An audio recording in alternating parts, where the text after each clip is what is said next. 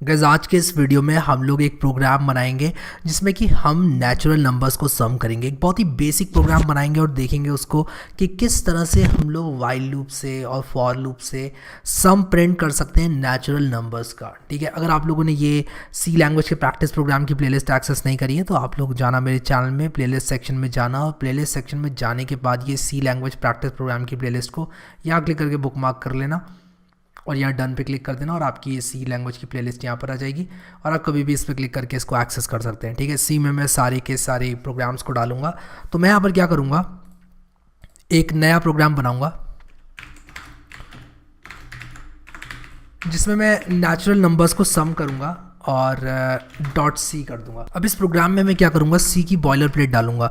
अगर आप लोगों को नहीं पता ये बॉयलर प्लेट मैंने कैसे डाली है तो आप लोग यहाँ क्लिक करो और उसके बाद यूज़र स्निपेट्स पे जाओ और आप यूज़र स्निपेट्स किसी भी प्रोग्रामिंग लैंग्वेज के यहाँ पर ऐड कर सकते हो। जैसे कि मैंने यहाँ पर सी लैंग्वेज के यूज़र स्निपेट्स को ऐड किया है, प्रिंट टू कंसोल करके एक यूज़र स्निपेट बनाया हुआ है और यहाँ पर मैंने प्रीफिक्स दिया है सी बॉयलर प्लेट कोड। ये बाय डिफ़ॉल्ट था, इसका नाम प्रिंट टू कंसोल होना ज़रूरी नहीं है।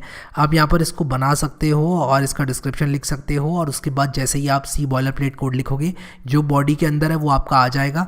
इसको लिखने का तरीका मैंने अपने VS कोड इन 1 वीडियो में बताया जो कि आपको मेरे चैनल पर मिल जाएगा। अभी मैं इन सब चीज़ों को छोड़ता हूँ, आप लोग इसको टाइप भी कर सकते हो। ठीक है, यहाँ पर मैं क्या करूँगा, सबसे पहले यूज़र से पूछूंगा कि आप कौन सा number, enter the number you want, enter the natural number, enter the last natural number you want the sum of. ठीक है, तो आप सम कर रहे हैं फर्स्ट n नेचुरल नंबर्स का और उसके बाद आप लोगों से पूछा जा रहा है कि आप वो आखिरी नंबर बताइए जहाँ तक आप 1 से चालू करके जाना चाहते हैं। तो नेचुरल नंबर को सम करने के लिए आपको क्या करना पड़ेगा, 1 + 2 + 3 + 4 + 5 + ऐसे करके n तक जाना होगा। ठीक है, तो होगा क्या कि जब आप ऐसे करोगे तो आप सोच रहे होगे कि यार ये तो बहुत ही सिंपल प्रोग्राम है, लेकिन इस प्रोग्राम में कई चीज़ निकल के आएंगी। ठीक है, और यहाँ पर enter the last natural number you want the sum of और यहाँ पर आपको स्कैनएफ आ जाएगा। और जैसे हम लोग स्कैनएफ में करते हैं %d और उसी के साथ साथ मैं यहाँ पर लिख दूंगा %num और यहाँ पर int num कर दूंगा। ठीक है, बहुत ही सिंपल सा जो सी प्रोग्राम है वो मैं बना रहा हूँ। और मैं क्या करूँगा, यहाँ पर एक sum = 0 कर दूंगा, int num कर दूंगा और उसी के साथ साथ sum = 0 कर दूंगा। और यहाँ पर मैं लिखूँगा फॉर और यहाँ पर मैं लिखूँगा int I = 0, I is less than num और I++ और यहाँ पर मैं लिख दूँगा sum = num।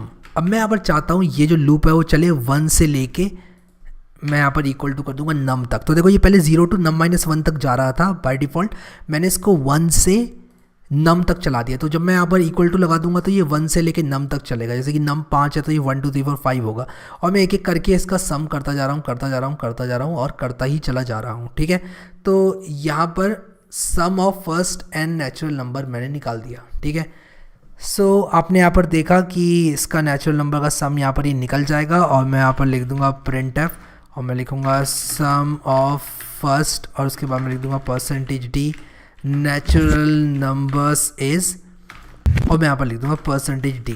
ठीक है, और फर्स्ट यहाँ पर मैं नम लिखूँगा और यहाँ पर सम लिखूँगा। ठीक है, तो अगर मैं यहाँ पर सिर्फ 1 इनपुट करूँ, ठीक है, मैं यहाँ पर बैकस्लैश n भी लगा देता हूँ। अगर मैं कीबोर्ड से सिर्फ 1 इनपुट करूँगा तो मुझे सम, एक नेचुरल नंबर का सम 1 मिलेगा।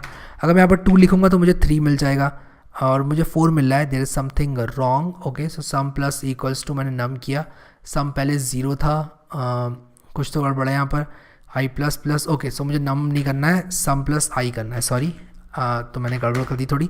तो मैं 1 के लिए अगर इसको रन करूँगा तो 1 होगा, 2 के लिए करूँगा तो 3 होगा और उसके बाद मैं अगर इसको 3 के लिए करूँगा तो 6 होगा, क्योंकि 1 + 2 + 3 6 होता है। ठीक है, तो यहाँ पर देखो 6 आ गया। तो बेसिकली मैं क्या कर रहा हूँ, सब में पहले 1 जोड़ रहा हूँ, फिर 2 जोड़ रहा हूँ, जो आई मेरा चल रहा है उसको जोड़ता चला जा रहा हूँ। और मेरा यहाँ पर ये लूप कब तक चलेगा, ये लूप चलेगा मेरा नम तक। ठीक है, तो अगर मैं नम को n मान लूँ, क्योंकि ऊपर भी मैंने n लिखा हुआ है तो मैं इसको n ही कर देता हूँ और यहाँ पर भी n कर देता हूँ और इसको मैं रन करूँ तो इसको भी n करना पड़ेगा। मैं इसको रन करूं अगर, तो आप लोग देखो ये कह रहा है कहाँ तक चाहिए, मैंने बोला 4 तक चाहिए, 3 तक बोलूँगा तो 6 आना चाहिए, और ये प्रोग्राम बिल्कुल सही चल रहा है। ठीक है, सो अगर हम लोग इस प्रोग्राम की बात करें तो इसमें क्या होगा, इस प्रोग्राम में ये प्रोग्राम चल रहा है यहाँ पर 1 से लेके n तक। ठीक है, तो अगर मैं बात करूं कि ये लूप कितनी बार चलेगा, तो ये n बार चलेगा। तो अगर मैंने इसको एक बहुत बड़ा नंबर सप्लाई कर दिया तो ये n बार तक ही चलेगा। ठीक है, तो क्या इस तरह का एल्गोरिदम अच्छा है जो कि सम कैलकुलेट करता है नेचुरल नंबर्स का? ऑब्वियसली नॉट, क्योंकि हमारे पास एक बेटर तरीका उपलब्ध है यहाँ पर सम करने का। हम लोग अगर नेचुरल नंबर्स का सम करना चाहते हैं, तो अगर मान लो मैंने इसको एक बहुत बड़ा इनपुट पकड़ा है, जैसे कि मान लो मैं इसको पकड़ाना चाहता हूँ 7777, तो मैं एंटर मारूंगा तो इसने कर तो दिया सम, बट अगैन इसने जब सम किया होगा तो एक एक करके सारे एलिमेंट्स को इसने जोड़ा होगा। अब उसी के साथ साथ अगर मैं इसको थोड़ा और बड़ा नंबर पकड़ाने की कोशिश करूँ, तो यहाँ पर मैंने बहुत बड़ा इंटीजर दे दिया, इसलिए यहाँ पर ऐसे प्रॉब्लम आ रही है।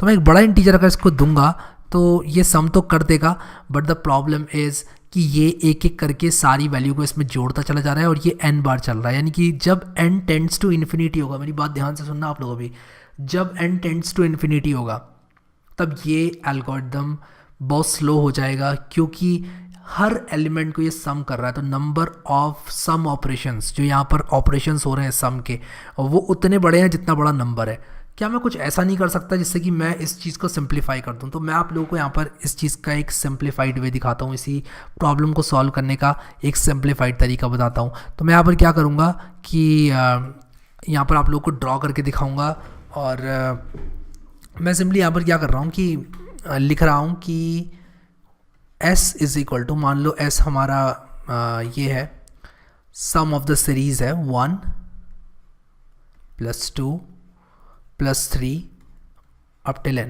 हम यही तो फाइंड कर रहे हैं, हम यही फाइंड करना चाह रहे हैं, हम 1 to n का सम फाइंड करना चाह रहे हैं बेसिकली। ठीक है, तो मैं s को कुछ इस तरह से भी लिख सकता हूँ, n-1, ठीक है, और उसके बाद n-2। मैंने उल्टा करके लिख दिया, बस सिर्फ उल्टा करके लिखा है, कुछ ऐसा मैंने कोई नया काम नहीं किया है। ठीक है, अब मैं क्या करूँगा, इन दोनों को जोड़ दूंगा। तो मैं यहाँ पर लिखूँगा 2s = n+1। ठीक है, क्योंकि n और 1 क्या हो जाएंगे, n+1 हो जाएंगे। इन दोनों को जोड़ूंगा तो क्या होगा, इन दोनों को जब मैंने जोड़ा तब n+1 आ गया, इन दोनों को मैंने जोड़ा तो क्या आ गया, देखो n+1 आ गया। ठीक है, n+1 आ गया, और इन दोनों को जोड़ा तो क्या आ गया, देखो इन दोनों को जोड़ा तो n+1 फिर से आ गया ना n+1। और ऐसे ही मैं जोड़ता जाऊंगा तो सब हर बार मुझे n+1 ही मिलेगा। ठीक है, देखो ये वाला भी n+1 है, इन दोनों को जोड़ा तो ये कितने नंबर हैं यहाँ पर, 1 से लेके n तक कितने होते हैं भाई, 1 से लेके 2 तक 2 होते हैं, 1 से लेके 3 तक 3 होते हैं, और 1 से लेके n तक क्या होते हैं, n होते हैं। तो ये कितनी बार मैं सम कर रहा हूँ, n टाइम्स। तो आप मुझे ये बताओ कि जब मैं n+1 को n टाइम्स सम करूँगा तो क्या ये n+1 नहीं हो जाएगा? 2s की वैल्यू n+1 हो जाएगी, और s की वैल्यू क्या हो जाएगी, s की वैल्यू हो जाएगी n+1/2। ठीक है, n+1/2। तो यहाँ पर मेरे पास एक बहुत सिंपल सा फॉर्मूला आ गया, और वो सिंपल सा फॉर्मूला अगर मैं C लैंग्वेज में लिखना चाहूँ तो मैं लिख दूंगा इसको n + n, और इसको ब्रैकेट में लेकर मैं लिख दूंगा यहाँ पर /2। ठीक है, n + n /2। ठीक है, तो ये सम हो गया। ठीक है, तो n+1/2 ये हो गया। ठीक है, तो यहाँ पर ये मैं फॉर्मूला अगर यूज़ करूँ तो मैं n की कोई भी वैल्यू दो, ये कैलकुलेशन सिर्फ एक बार होगी। तो अगर मान लो इस तरह की कैलकुलेशन k टाइम लेती है, मान लो आपका जो कंप्यूटर है वो k टाइम लेता है, तो ये जो टाइम है ये n पर n की बहुत बड़ी वैल्यू के लिए डिपेंड नहीं करेगा n पर। ठीक है, तो यहाँ पर क्या होगा, ये कांस्टेंट टाइम है, तो ये जो एल्गोरिदम है ये कांस्टेंट टाइम में रन होने वाला एल्गोरिदम। अगर आपने डेटा स्ट्रक्चर्स वाला मेरा कोर्स नहीं देखा है तो आप इस चीज़ को छोड़ो, मैं आपको बता रहा हूँ कि यहाँ पर जैसे जैसे इनपुट का साइज़ बढ़ेगा वैसे वैसे हमारा जो एल्गोरिदम है वो सेम टाइम में लगभग रन करेगा, इसलिए इसको बोलते हैं कांस्टेंट रनिंग एल्गोरिदम। लेकिन यहाँ पर क्या है, जो हमने पहले बनाया था ये n बार चल रहा है, तो ये क्या कर रहा है, ये ऑपरेशन n टाइम्स हो रहा है, तो ये n k हो जाएगा और ये बिग O ऑफ n होगा। बिग O ऑफ n घटिया होता है बिग O ऑफ 1 से, big O of 1 is far better, ठीक है, कांस्टेंट टाइम में रन होने वाला एल्गोरिथम। तो इसी चीज़ को बेटर करने के लिए मैं ये वाला फॉर्मूला यूज़ कर सकता हूँ, n star n plus n divided by 2। और मैं ऐसा करूँगा अगर, तो मुझे बहुत जल्दी वैल्यू मिल जाएगी मेरे उस नंबर की जो कि आने वाला है इन सारे 1 से लेके सारे नंबर्स को सम करके, ठीक है। तो मैं एक काम करूँगा अभी यहाँ पर, मैं जल्दी से यहाँ पर लिख देता हूँ कुछ इस तरह से। मैं लिखूँगा यहाँ पर कि ये जो एल्गोरिदम है ये है आपका कांस्टेंट टाइम में ना रन होने वाला एल्गोरिदम या फिर लीनियर टाइम में रन होने वाला एल्गोरिदम। तो मैं यहाँ पर लिख देता हूँ लीनियर टाइम, ठीक है। मैं ऐसे लिख देता हूँ रन्स इन लीनियर टाइम, और सॉरी हाँ लीनियर टाइम, और उसके बाद मैं जो लिखूँगा वो रन होगा कांस्टेंट टाइम में। लीनियर टाइम मतलब कि जैसे जैसे इनपुट का साइज़ बढ़ता जा रहा है वैसे वैसे आपका जो एल्गोरिदम का टाइम है वो भी बढ़ता चला जाएगा। लेकिन यहाँ पर रन्स इन कांस्टेंट टाइम का एक एल्गोरिदम मैं बना रहा हूँ, यहाँ पर मैंने लिख दिया रन्स इन कांस्टेंट टाइम। अब मैं यहाँ पर क्या करूँगा, लिखूँगा सम इज इक्वल टू, लिखूँगा n star n plus n और उसके बाद डिवाइडेड बाई 2 सेमीकोलन, और ये ब्रैकेट यहाँ बंद कर देता हूँ। और मैं अगर यहाँ पर इस तरह से लिखूँगा तो ये एक फॉर्मूले में मैंने लिख दिया इसको, और ये बहुत फास्ट रन करेगा क्योंकि ये सिर्फ एक लाइन है। यहाँ पर मैं एक बहुत ही सिमिलर लाइन को n बार रन कर रहा था, तो ये इतना एफिशिएंट एल्गोरिदम नहीं है जितना एफिशिएंट ये है। तो ये कांस्टेंट टाइम में रन करेगा क्योंकि ये ऑपरेशन सिर्फ एक बार हो रहा है, ठीक है। सो मैं इसको अगर रन करूँ तो मैं अगर यहाँ पर 3 डालूँ तो यहाँ पर देखो सम आ रहा है 6। अगर मैं 1 डालूँ तो यहाँ पर आ रहा है sum of first 1 natural number is 1। 2 डालूंगा तो 3 आएगा, ठीक है।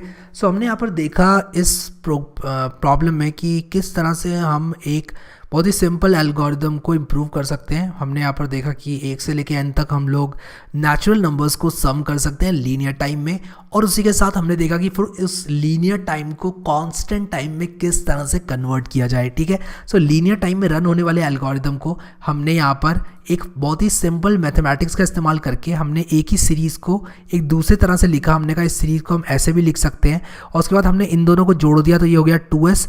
और हमने यहाँ पर देखा कि एक बहुत अच्छा पैटर्न बन रहा है n+1 n+1 n+1, और यहाँ पर n+1 n टाइम्स यहाँ पर आ रहा है, और 2s is equal to n n+1 हो गया, s is equal to n n+1 by 2 हो गया, और यहाँ पर n into n plus n और यहाँ पर डिवाइडेड बाई 2। और ये एक कांस्टेंट मैंने k इसलिए बोला क्योंकि एक गिवन n के लिए लगभग सेम टाइम ही लेगा।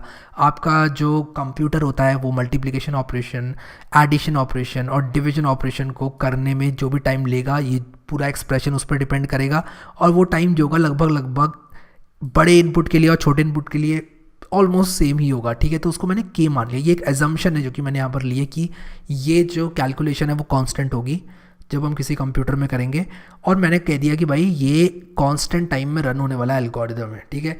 सो ये आपसे इंटरव्यू में कई बार पूछा जाएगा। अगर आप डेटा स्ट्रक्चर या एल्गोरिदम नहीं जानते ज़्यादा तो कम से कम इस तरह की छोटी मोटी बातें आपको पता होनी चाहिए कि कभी भी एक मैथमेटिकल फॉर्मूले से आप कोई चीज़ कैलकुलेट करें या फॉर लूप के अंदर आप इटरेट कर करके करें तो यहाँ पर आपकी जो मशीन है वो बहुत वर्क करेगी यहाँ पर, अगर वो फॉर लूप के अंदर चलेगी तो। लेकिन हमने इस फॉर्मूले को जो हम यहाँ फॉर लूप से कर रहे थे उसको हमने इसमें डिड्यूस कर दिया, और उसकी वजह से हमारा ये एल्गोरिदम बहुत फास्ट रन हो रहा है।